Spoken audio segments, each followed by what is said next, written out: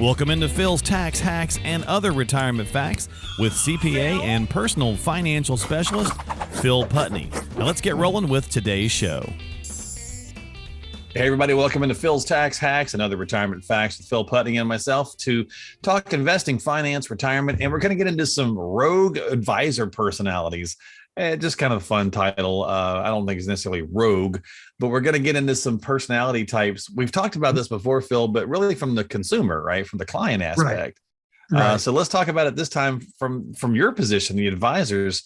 Lots of different kinds of personalities in the industry, right? So we're going to kind of look at that a little bit and, maybe it's not the right thing for the right person, right? So it doesn't necessarily mean it's the wrong thing. It just may not be right for you. So that's what we're going to get into this week. How you doing? I'm really good. Yeah. Enjoying the summer. So it's winding down. We're already it is. I know. Into July. Late July. Like, where in the world? It takes forever to get here, and then all of a sudden it's gone. You know? Yeah. It's been a weird year anyway. So yeah, it has. It has. Yeah, definitely. I mean, it's been all kinds of weird stuff going on all year, weather-wise and of course, world-wise just stays that way. But that's been strange for a long time now. Anything goofy is just goofy. But as a matter of fact, I was just becoming the norm. Yeah, right. I was just seeing this morning that at the time we're taping this, Elon Musk had just changed Twitter to X. I saw that. Yeah, he changed it to X like yesterday or the day before yesterday. And then he had the city come out, or a crane come out to take the sign down. I saw this morning they were taking letters off the building and the police showed up and stopped them. And it's like, what is I'm pretty sure, it's like, did he get a permit to have the crane in the street? It's always something, right? It's just like the goofiest things that seem to go on, like common sense stuff just seems to kind of just be, I don't know, lost a little bit random. And the thing that just drives me crazy with that is with all the stuff happening in the world, seriously, that's like a newsworthy story. Right. It's exactly what I was thinking. The police stopped, him taking a sign down off a sign down. Right. Cares? Like if you went outside and was having your sign removed on your office, I don't think it would be newsworthy. Right. Oh no, because it's Elon though, I guess. Exactly. Just funny stuff in the world. And the headlines are great, Twitter becomes X until the police show up. That was the headline. And it's like, what was that? It was a little misleading, but okay. Well, misleading, but it got your attention. It did its job. So that's what it's supposed to do. And misleading kind of works for this topic a little bit because, maybe sometimes you get into a misleading kind of situation with a potential advisor that's just maybe not the right fit for you. Yeah. Yep. So let's go through. So we got some fun names on some of these. So we'll have a little fun with this. Let's start with the first personality type and just play along with us and have some fun here. The first one is the ghost. Pretty self-explanatory in today's world. People have heard the term ghosting before. So this is the kind of advisor, Phil, that maybe somebody calls up and they get some information or whatever. They go through and they sell them something and then they don't hear from them again. Yep. And this, to me, it's not really an advisor, right? Because in today's world, everybody can call themselves an advisor. This is probably some sort of a broker who only makes money when they do a commission. So, I mean, it comes down to understanding what are they selling. At the end of the day, that's what it comes down to. And if that's what if that's what they need, then great, Right. And oftentimes, I mean, it's a one-stop shop. Hey, this is all we've got. Boom, I sold it to you. Now I'm on to the next person. I made my commission. Right. Usually is how that structure works, So, I mean, there is no incentive, an ongoing type of relationship. It's not a plan. It's here's the product. Boom, I'm on to the next one because I got to make some more. Yeah. So that's how they make their money. So, and so they do get lumped into the advisor term. Yes. Yep. And the advisor term has been so mishmashed, I think now, right? There's planners, there's advisors, there's brokers, there's all kinds of different ways of looking at it. And so you really need to kind of figure out what kind of person do you need for your specific structure. What are you looking for? Are you looking for retirement planning, or are you just looking for somebody to help you grow your money? Right. I mean, by its nature, advisor, I mean, is giving you advice is kind of the thought behind it. It's in the name, right? And I mean, to your point, as an individual and retiree looking for help, I mean, I can't imagine how difficult it is to try to figure this out because everyone is quote unquote an advisor, can label themselves. So I mean, somebody like this might be an okay fit for you if you're a do-it-yourselfer, exactly what you want, and I just want to buy X. whatever that is. You've already done your research, not Twitter, you kind of figured it out. Not not Twitter X, but whatever the financial product is, and you just need somebody to buy it through, because you can't. You have to use a broker, or you have to use an insurance agent, right, to get it. Yeah. Well, then maybe that's okay, because you don't really need that ongoing relationship and service. You just need to facilitate the transaction, is what it comes down to. It's a transaction but if you're, at that point. Yeah, if you're feeling frustrated though that you got ghosted, then it's probably not the right fit for you. Right. And unfortunately, a lot of times that type of advisor might come across as more of an advisor, planner, doing more than what they do. But at the end of the day, all they have done is sold you the product. So it's still an order. So really, it's when you're going into the relationship up front, understand what they do. Ask them, how does their process work? Where does it fit? What do they, what does their typical client relationship look like? And how do they get paid? If they get paid a commission and that's all, it's just a one-time deal, ask them how the, ongoing service works, for their current clients. So, because you might have just ran across a ghost if, that, there you go. They sold you something and boom, it's gone. Well, you kind of mentioned that maybe they only can do one thing. So it kind of might be also a one-trick pony. Everybody's heard that term. That's our next one. And maybe this is really more of like an insurance type of broker, right? This is maybe dealing with someone who can only sell you an insurance product because they're not licensed to do the other stuff. Right. Or, it actually can go the other direction too, because I've seen a lot of quote unquote brokers that all they can sell is market-based products, stocks, bonds, ETFs, mutual funds, whatever it happens to be. And that's all they sell. They're not licensed for insurance, and therefore they don't believe in it, so to speak. So they're not going to represent it to you, so just understand again, the advisor you're working with, and what their licensing is and their relationship and how that works. And what do they have to offer? If they're only insurance licensed, then realize that's all they're going to be able to do. Right. If just you're insurance products. Yeah. So if all they have is the hammer, you're a nail. So. Right. They can figure it out. It'll fit kind of, but it's not going to be a good fit. And it's not going to look pretty when it's done, probably for everyone. But the challenge there is that every problem in somebody's, all the different scenarios out there aren't going to be solved by just that insurance product, or frankly, just that market-based product either. Yeah. There's right fits for your, specific scenario, your risk tolerance, what you're trying to accomplish. Each of them have a potential fit. So understand the licensing, what can your advisor do from a licensing, a product standpoint? Can they really service the different needs you might have? Yeah, a lot of times you can Google somebody, you can search some stuff, you can go to FINRA.org, right? Broker check. FINRA.org, you can look up, or broker check. Yep. And that'll be more on the security side. And then from a state standpoint, any state you're at, just look up, state licensed insurance agents. And they'll tell you what kind of an insurance license they have.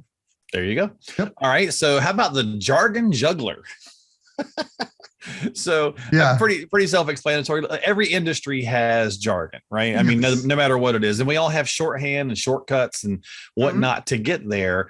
And I think some advisors probably don't try to use jargon too much because because it just kind of sounds silly to the layperson. But some people generally use it to make themselves feel better or seem smarter, right? Sometimes it's just habit. You don't mean anything by it. It's just habit because you do it all day long, right? But if you're constantly getting that. Our industry is laden with it. There's RMDs, there's IRAs, there's SEPs, there's Qs. You make a Alpha, dictionary of all the beta, different alpha. You get into the investment side and all the other PE ratio. Yeah. So if your advisor or the advisor you're working with is throwing all this jargon out all the time and it's, you don't understand it, then ask, because why are they doing that?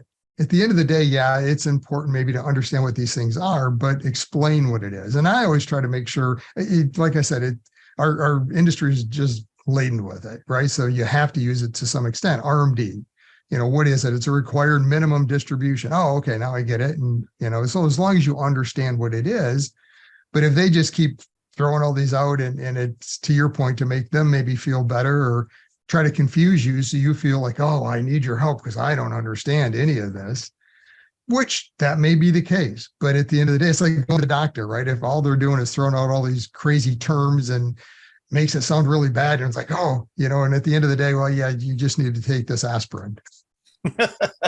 Yeah, I was actually at the cardiologist the other day, and he was like, I want to check you for little A. And I was like, okay, my wife says I'm a big A, but whatever.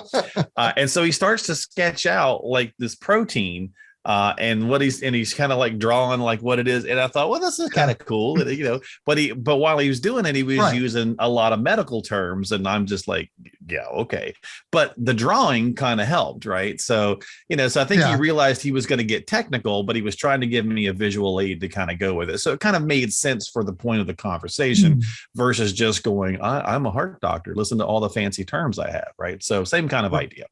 Yeah, same idea. Make sure that you're not, if you're feeling, I guess, uneasy with all the jargon and whatever else over your head, then maybe that's not the right advisor for you. And call them out on it first, because they may not even realize. Again, they may just be like, "Oh, they may not." Right. I'm sorry. I'm so used to doing it. Right. So let me keep it simple for There's nothing wrong with the KISS method. We all love it. Right. So just bring it up. And that's something I always try to make sure when I'm working with clients that again, there's jargon in our industry you have to use, but use it, explain it, and then just make sure they're understanding. At the end of the day, that's, to me, the important point is, do you understand what we're doing? Yeah. The term and jargon doesn't really matter. It just makes it simpler and shorter. Yeah. Well, so it may also lead into the next one here, which is the conversation hog, which I get accused of often. But I talk for a living. So it's kind of like, all right, I'm a host for a living. So it is easy to kind of get carried away. And I think that for what we're doing, obviously, Phil, we're having conversations about these things without a potential client here. But in the construct of having someone come in to talk with you, the advisor should be asking questions and then listening a whole lot. Especially in that first meeting. I mean, if it's all about them, I mean, if that's where they start and they go on about their process and their background and, all the accolades or whatever it is that they have, that to some extent is important if you ask, right? I mean, at some point it's got to come up, but really the main focus of that first meeting especially should be you, the client. Right. What are you trying to accomplish? What is your scenario? What's your unique situation for retirement? How much do you have? What are you trying to earn? Income sources, all the different aspects, your comfort level for risk. I mean, there's a whole list of things you should really go through. For that advisor to do their job, they need to understand that first. And then at some point, you probably want to know that information about the advisor. Yeah. And I'll play devil's advocate, because sometimes people go in to see an advisor and they're not comfortable talking about money or finance, even though they're there and they know they have to do it. They still, you might ask a question, Phil, and I'm like, yeah. It's like you get the one word answer. So maybe you do have to become a conversation hog as the advisor to pull the information out. But I think if over and over, it's the same thing where you don't get to really express what it is you're looking for, your dreams, your hopes, your wishes, all that kind of stuff, then maybe it's not the right fit. Yeah. If the discussion always turns back around to the advisor, then that's, to me, the conversation hog. It's all about them at that point. And conversation hog doesn't necessarily mean who's doing more of the talking, although it should be more of the client, but it may take a little bit of warm up in the beginning to get the client to start discussing. But at the end of the day, the discussion should focus on the client. Yeah. So that's the main purpose, especially in that first meeting for an advisor, for us to understand you as a potential client. What is your situation? Is that somebody I think I can help? Is there a good fit? Sure. Other relationship as well, where you need to understand us. So you can make that decision too. Is there a good fit? But I mean, eventually, hopefully it's good dialogue in general. With directions. But But if it's constantly, one-sided, it might not be the right fit. So, I'm looking at our list here, Phil, and I think we got enough. Actually, we'll turn this into 2 podcasts. So we'll do one more. We'll wrap it up this week. And then we'll come back with a few more of these, because they're kind of interesting and it's a fun little different topic to kind of go through than just the X's and the O's. And so let's do this one, and then we'll jump out and we'll take a pause or a break. Thinking I'm on the radio for a second, but we'll be back with the next episode next commercial week. Break. That's right. Commercial break that lasts a week. That's right. But this next one is the expensive, but the empty suit. Now, we've all kind of come across the empty suit phenomenon before, and this industry certainly has it as well. Right. So maybe what you have to ask yourself is, what is it that you're looking for? Like, you're a boutique firm, right? So you're a small practice because you want to be a small practice. There are some practices out there that they want to have a huge office and they want to have, 10 advisors and the marble inlay floor, and the columns and the 47 TVs on the walls, and so on and so forth. Just be aware that you may get that empty. So you may not. You may have an absolutely hands-on person that's fantastic, but sometimes that tends to be all go and or all show and no go. There we go. That's what it is. Yeah, or all flash and no fire, or whatever. I mean, it's just it's at the end of the day, if it's for show, and I. For better or worse, whatever, the impression I always get is the attorney, right? You go into that attorney's office and it's the marble and it's, they come out in the fancy $5,000 suit and all, I mean, if that's what you're looking for, great. But usually in the financial services relationship's different most of the time because they're maybe representing you in a lawsuit or there's some big scenario that an attorney needs to be involved in, and there's more of that representation. Yeah, there's more of that visual side that does make sense. Yeah. But there's financial advisors. I've been to some advisors places that are like, Taj Mahal in it, right? And you're going, is this all this? And I don't know, as a client, I'd kind of feel like, how much of this am I paying for? Yeah, I mean, to me, it's all about the relationship, right? Yeah. And I mean, I try to make our office even and the feel more homey. I mean, it's professional. It's, at the end of the day, we're dealing with finances and important stuff. I used to wear a suit and a tie, but I've casualed it down for some point. I still wear a dress shirt and dress slacks and, I don't have any shorts and flip flops. I don't think that's appropriate. Maybe it is. I don't know. It's up to you and your relationship with your advisor at some point. If you're in Florida, maybe you're comfortable with it. I don't know.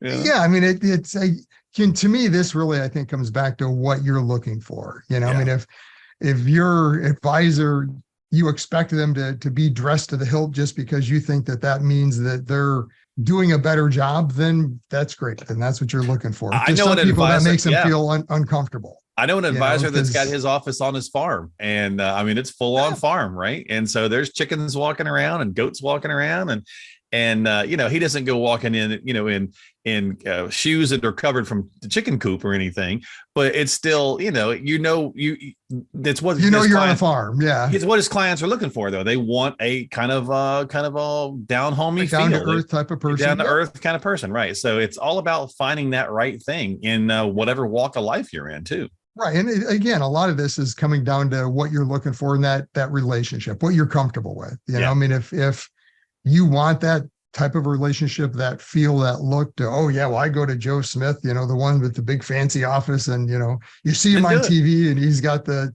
3-piece suit on and great. It's about status, then do it. If that's what you're looking for. But if not, then don't go that direction. Go another direction. It's the Sam Walton thing, right? So back in the day, Sam Walton used to arrive in a beat up pickup truck to a new store opening in overalls, and he was already a billionaire. This is who I am, right? This is who I am. I think that's what we all want in whatever kind of industry, right? You go see your doctor, same thing. You expect they're going to have a doctor's coat on or whatever. I don't know if I would have a problem though with my doc coming in, in like a Tommy Bahama shirt, and his lab coat on or whatever. And I think you probably go to Hawaii. Maybe they do that. I don't know. It's more of the tropics. That's what it's all, kind of the feel. I don't know. Is the white coat appropriate there? I don't know. If you're in the UP and if you're in the UP and it's really cold, your doctor comes in with a park on. Well, that's okay too, right? So because it's cold outside. Absolutely. Hopefully it's not that cold in their office. But yeah, well, I don't know. They get the AC cranking a lot of times, but all right. So there you go. So that's some fun conversation. So again, different kinds of personalities. We all have personality types, no matter whether we're the client, whether we're the advisor, whether we're whatever the industry is, but just try to find the right one that's for you. These are some things that maybe to be on the lookout for. If you kind of see some of this, it maybe is the right fit for you. Maybe it's not the right fit for you. Kind of up to you to judge that. So if you got some questions, got some concerns, reach out to Phil, give him a holler, get on the calendar for a conversation of your own at 248-888-7530, 248-888-7530, or stop by philstaxhacks.com. That's philstaxhacks.com. And subscribe to the podcast on Apple, Google, Spotify, YouTube. And we'll come back next week with the second half of this list. All right, Phil? Sounds good. All right. I'll see you next time. You guys have a great week as well. And we'll catch you later on Phil's Tax Hacks and other retirement facts. Investment advisory services offered through AFS Wealth Management. The content of this program is provided for informational purposes only and is not a solicitation or recommendation of any investment strategy. Investments and/or investment strategies involve risk, including the possible loss of principal. There is no assurance that any investment strategy will achieve its objectives.